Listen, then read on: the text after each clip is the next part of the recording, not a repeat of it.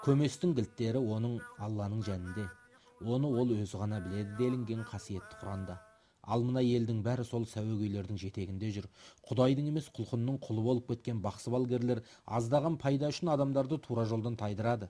Олардың басқарушылары әруақ атын жамылған жын шайтандар. Ақжолдық әулие аралағыштардың шайтан жындармен байланысқа түсетіндерін аққу сұңқарлар деп атайды. Аллаға шүкір, бүгін жақсы болып ұйықтап, 3 күн шомылмайсыздар. Ем жүреді 3 күн. Бойларыңызға ем жүреді. Алла қаласа әлі жақсы боламыз бәріміз. Аталар жүреккенге сізге жауап береміз соны. Аталардың айтқан аманатын, егер біз оны жеткізбесек, аманаттан арқалаған өте қиын болады. Керуен жүк арқалағанмен бір болады дейді ғой. Аманатты жеткізу біздіңкі парыз. Аталар бізге жүрекке енген кезімізде өзімізді жаңағы Сүйінбайды, Арыстан бабаты, бабаларымыз, тағы да Тектұрмас аталар, сол бабаларымыз жүрекке енген кезінде біз өзімізге ем жүреді, сіздерге ем жүргізеді. Батаменен ел көгірі, жауынменен жер көгірі дейді. Батаменен сіздерге көгіртіп, жақсылық келеді. Аталар сіздерге жеткіземайды. Жаңағы енді алдағы қателіктер жасамасын деп сіздерге бізді себеп шығып жіберіп отыр. Қазір адамдарды Алланың мейірімінен алыстатып, ашуына ұшыратып, бұл дүниедегі әулие-аралауға кеткен материалдық шығынын былай қойғанда, ақыретте де тозаққа тасталуына себепкер болатын ауыр күнәлар жасатып жатқан осындай ордалар жерлерде бой көрсетуде. Үйде қалған бір танам бар еді, соны апарып 15 мыңға саттым, жол пұлы бәрі 15 мыңнан алып келесіңдер деді. Сол жалғыз танам қалса да сол шындық ақиқат жолын іздеп, соны саттым дағы жаңағы топқа бардым. Топқа барып, солармен бірге Түркістанға бардық. Сол жерде әр аталар сөйлеп, сол жаңағы шырақ жақып, сондай аталардың сөзін алып беріп жатты. Сонда бір неткенім, о жердегі Алла жолы деп нағылса, олардың ешқайсының ішінде ешкім намаз оқып жатпады. Ертеден кешке дейін жол жүрдік, 3 тәулік жүрдік, әр жақты аралап, сонда ешқайсы жаңағыдай намазға жығылып, намаз оқып жатпады. Сол мені таңғалдырып отырды да, сұрақ қойып айтқанымда, көп нәрсені сұрапқа айтуға болмайды, ондай сұрақтарыңды қоймаңдар деп бізге сондай нетіп отырды. Сол кезден бастап, сол түннен бастап десем болады, сол мен ана әруақпын, мен мына әруақпын деп, Айша биби анаңмын деп келіп айғайлап түн ортасында сондай мен қинап жатты. Оның әрқайсысын солардың сөзін тыңдарым жоқ әлде басқа нелерімді білмей, жаңа ордаға қайтайланып барып айтып совет сұрадым да, ақыл сұрап, бұл қалай мұндай болып жатыр.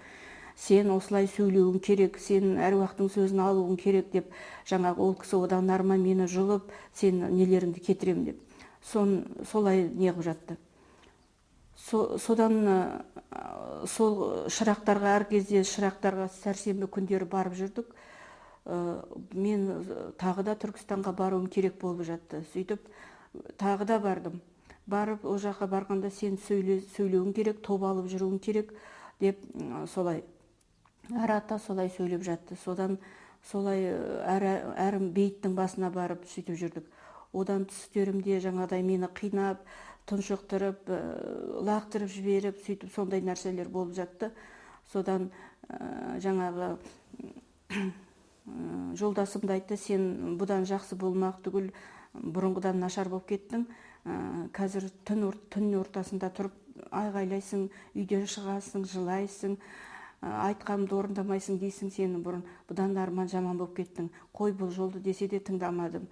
Содан бастап әйтеуір күннен күнге жаңағы әруақ болып көріне бастады. Көрінгенде толық бейнесі көрінбейді, сондай сурет бейнесі кеп көрінеді.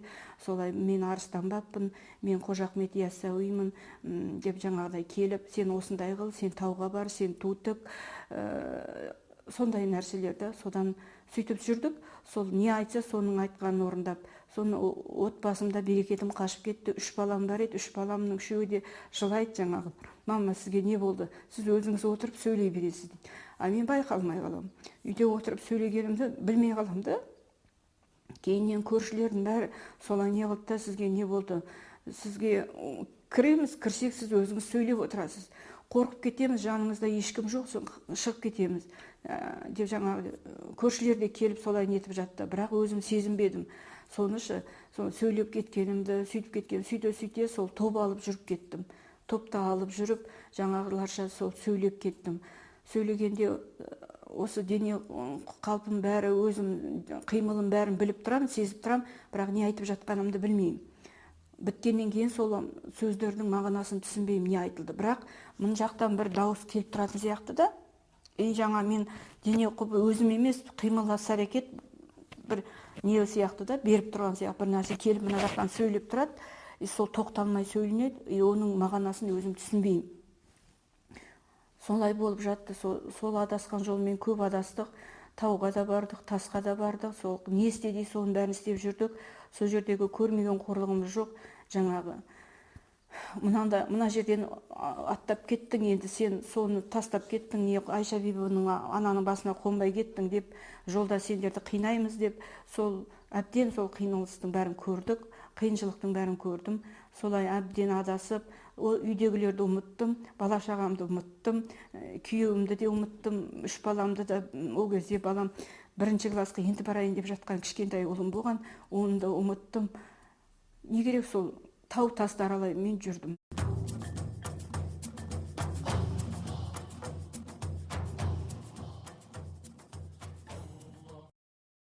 Шын мәнінде иман келтіріп, Раббыларына тәуекел еткендерге шайтанның үстемдігі болмайды.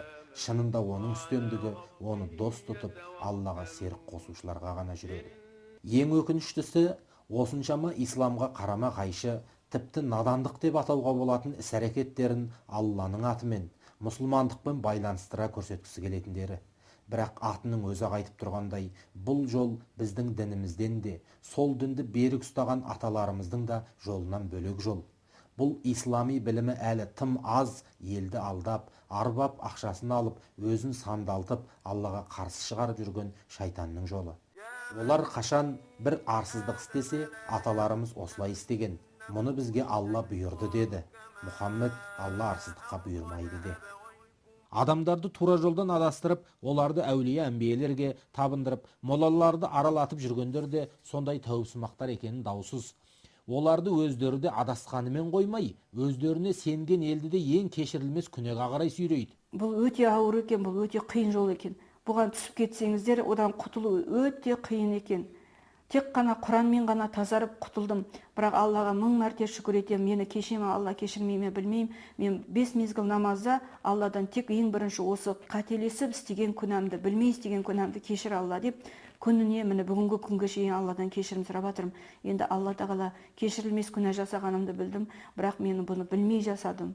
Білмей. Тек бұл жолда ақиқатты іздеп, шындықты іздеймін деп, осы жолдан түсіп сондай неге душар болғанымды кейін ғана сездім.